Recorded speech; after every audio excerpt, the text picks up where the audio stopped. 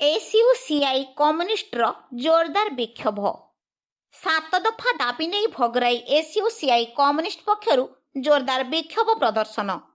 सूचना अनुसार आज ओडिशा राज्य कमिटी आह्वान रे सारा राज्य रे जनजीवन मौलिक समस्या समाधान दाबी सप्ताह पालन अवसर में Bhograi SUCI communist local committee नेतृत्व में भोगराई तहसिल ऑफिस सम्मुख में एक गणविक्षोभ प्रदर्शन करा जायछि। विक्षोभ पूर्व थाना छक बसस्टाण्रु एक पटुआर बाहरी तहसिल ऑफिस सम्मुख में पहुंची। एही विक्षोभ में छात्र युवक महिला भूमिहीन कृषक चाषी मूलिया अंशग्रहण करथिले। विभिन्न दाबी नहीं हाथ में फ्लैगकार्ड धरी सरकार विरोध में नाराबाजी देइथिले। एसयूसीआई कम्युनिस्ट जिला संपादक निराकर पांडव सभारे मंतव्य रखी कहिसंती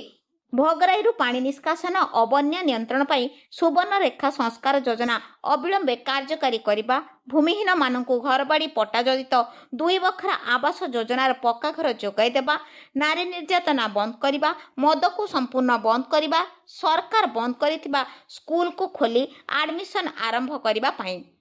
एने 7 दफा दाबी संबलित दाबीपत्र मुख्यमंत्री उद्देश्य संगठन पक्षर तहसिलदार जरिया प्रदान करछंती। जगह लीजेबल कथा प्रथम कथा से जगह आम लिज कथा आम गोटे रेस्ट्रिक्शन अच्छी आप जो मैंने धनी लोग पैसा देती जगह कले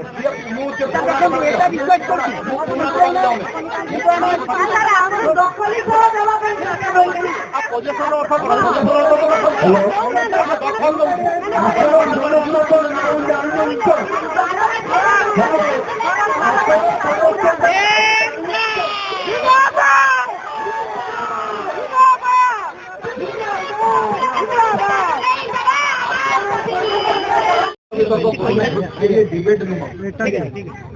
मुझे आपंकर कौ आरआई सर्कल में केते जन बेनिफिशियरी आप भावुं भूमिहीन योग्य भूमिहीन ताले मत केवल लिस्ट आउ कि मागे नहीं घर को मो लोक जी फर्म फिलअप करेंगे जहाँ डॉक्यूमेंट आने कथा आने मत पर्यटन से लिस्ट दे पारे ना ता बाद मोर आरआई माने दैनंदिन कार्य कला समय जी भूमिहीन अच्छा खबर पाँच आम फर्म कलेक्शन करुँ विषय सविशेष तथ्य संग्रह चली जिते बड़े प्रमाणित हो ओडिशार कौन स्थान में पैतृक संपत्ति नाही